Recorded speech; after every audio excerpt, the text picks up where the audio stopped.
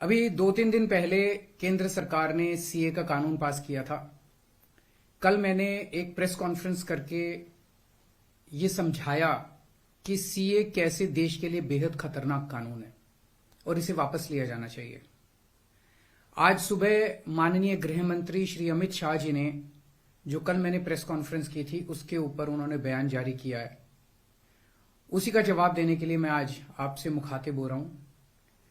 मैंने उनका बयान सुना, माननीय गृह मंत्री जी का।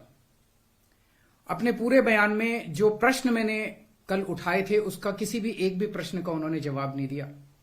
उन्होंने केवल मुझे गाली गलौज किया है, केजरीवाल भ्रष्ट है, केजरीवाल ये है, केजरीवाल ऐसा है, केजरीवाल वैसा है। मुझे छोड़ दीजिए, मैं इंपॉर्टेंट नहीं हूं, देश इंपॉर्टेंट है, देश के 140 करोड़ लोग इंपॉर्टेंट हैं, उनकी बात करते हैं। मैं आपसे पूछना चाहता हूं कि आज हम पूरा देश मिलके, सारी सरकारें मिलके अपने देश के बच्चों को रोजगार देने में असमर्थ हैं। जो इतनी भारी संख्या में बाहर से आप पाकिस्तान, बांग्लादेश के लोगों को हमारे देश में लाके बसाना चाहते हो, उनको नौकरियां कहां से दोगे? उनके लिए नौकरियां कहां से आएंगी?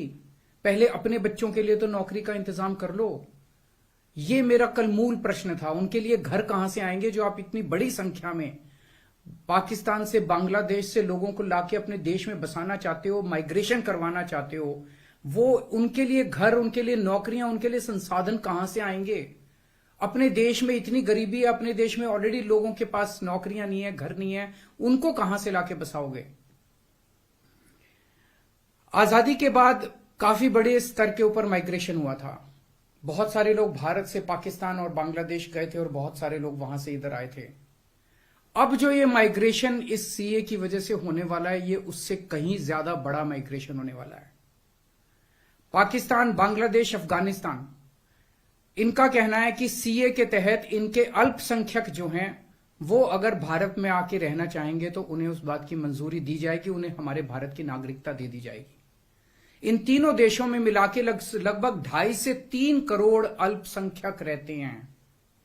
पाकिस्तान, बांग्लादेश और अफगानिस्तान में मिलाके लगभग 2.5 से 3 करोड़ अल्पसंख्यक रहते हैं। वहां बहुत गरीबी है, उनके पास रोजगार नहीं है। भारत में आना और भारत की नागरिकता मिलना उनके लिए तो बहुत बड़े सपने की तरह है। सारी दुनिया के गरीब यहां, पाकिस्तान, बांग्लादेश के गरीब सारे आके यहां बस जाएं, हमारे गरीबों की चिंता फिर कौन करेगा? अगर आपको लाना ही है बाहर से लोगों को, हमारे देश में पिछले 10 साल में 11 लाख उद्योगपति और व्यापारी भारत छोड़ के चले गए। केंद्र सरकार की, भाजपा सरकार की नीतियों की वजह से, उनके अत्याचार की वजह से। अगर लाना है तो इनको वापस लेके आइए।